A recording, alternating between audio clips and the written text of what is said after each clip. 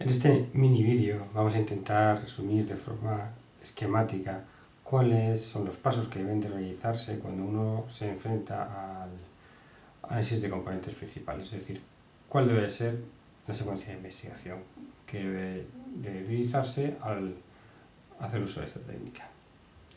El primer paso es el planteamiento del problema, es decir, debemos de contextualizar el problema, recoger antecedentes, ver otro tipo de estudios que se hayan hecho y definir claramente cuál es el objetivo de nuestra investigación.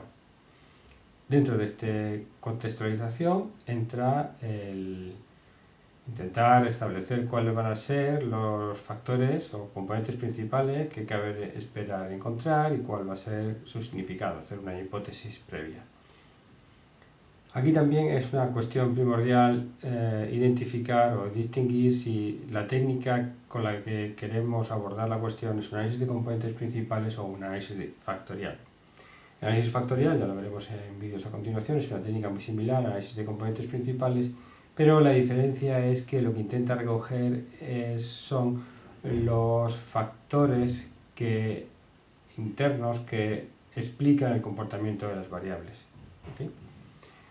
Esta es una decisión clave porque el análisis, aunque técnicamente son similares, conceptualmente son enfoques muy distintos. Una vez que hemos realizado el planteamiento del problema, el siguiente paso es el diseñar la investigación, seleccionar cuáles son las variables con las que vamos a trabajar y también cuáles son esos individuos, incluso los tamaños muestrales con los que vamos a trabajar. Una vez que ya tenemos el conjunto de variables recogidas, las tenemos todas recopiladas, el siguiente paso es la evaluación de los supuestos. Aquí hay un buen número de cuestiones que deben de ser resueltas. El primer paso, imprescindible, es simplemente el cálculo de las matrices de correlaciones. ¿Okay? Recordemos aquí que las variables con las que tenemos que trabajar tienen que ser variables de tipo continuo y no es posible meter variables cualitativas y tampoco deben de meterse variables dicotómicas tipo 0 y 1. ¿no? Entonces, el cálculo de la matriz de correlación es identificar que todas las correlaciones entre las variables que hemos seleccionado son elevadas y que no hay ninguna que se encuentre próxima a la incorrelación con el resto. La observación de esa matriz es un paso interesante. En segundo lugar, calcular el test de Bartlett de esfericidad, una confirmación de si la matriz de correlaciones es o no la identidad, y el índice de adecuación muestral, que recordamos que tenía que tener al menos un valor superior a 0,5 en el índice, que está entre 0 y 1.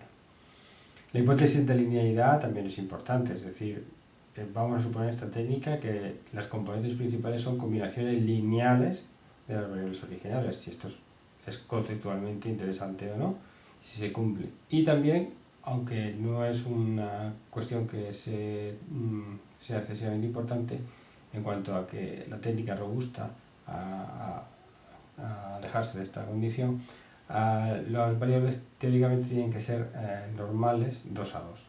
¿Okay? También el control de atípicos es una cuestión importante. Ese análisis exploratorio previo de todos los datos es una cuestión importante para que las conclusiones a las que lleguemos sean correctas. Si no se cumplen esas condiciones, pues hay que trabajar los datos, transformar los datos, seleccionar otras variables distintas, intentar controlar atípicos, manejar un poco la información con el fin de que en la medida de lo posible se aproximen a esas condiciones teóricas con las que vamos a trabajar. Una vez que se cumplen esas condiciones, el siguiente paso pues, es la aplicación de la técnica, la obtención de los componentes principales y la selección del número de componentes en función de los distintos criterios que hemos visto. El más importante, el criterio de Kaiser, en seleccionar todos aquellos autovalores que tengan un autovalor superior a 1, siempre que estemos trabajando con, como debe ser habitualmente, con variables que estén estandarizadas. ¿Okay? Tiene entidad teórica, esto es muy importante, este es un paso en el que hay que reflexionar y pensar si lo que estamos obteniendo está relacionado con el planteamiento que hemos hecho del problema, si eran las componentes principales esperadas o no. Si no lo es, probablemente otras técnicas, quizás el análisis factorial, pueda ser una alternativa o quizás otro tipo de técnicas podamos utilizar para alcanzar los objetivos de nuestra investigación. Si efectivamente pensamos que hay una asociación entre lo que cabía esperar y lo que hemos encontrado, el siguiente paso es de interpretar las componentes principales. ¿Es fácil de interpretar o no es fácil de interpretar? Si no son fáciles de interpretar, pues también debemos de pensar si cabe esperar o deseamos que correlacionen o no correlacionen en función del objetivo de investigación que tenemos prefijado. Quizás estamos intentando encontrar componentes principales que sean ortogonales o quizás el objetivo o los factores que hemos planteado al principio que es posible que correlacionen y para nosotros no supone ningún problema que haya correlación, ni siquiera a la hora de interpretabilidad.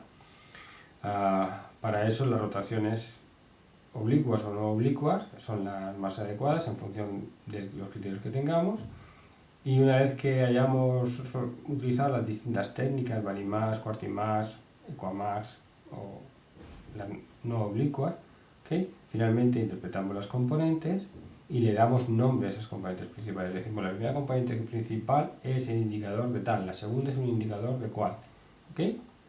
Y una vez nombradas las componentes principales, pues obtener las puntuaciones. Con esto, en función de cuál sea el objetivo para el que se haya diseñado la técnica, pues o bien lo utilizamos como un material para abordar otras cuestiones como análisis clúster o análisis de regresión lineal múltiple, o bien pues planteamos un informe con los resultados que hemos encontrado si el objetivo final era la obtención de estas componentes principales.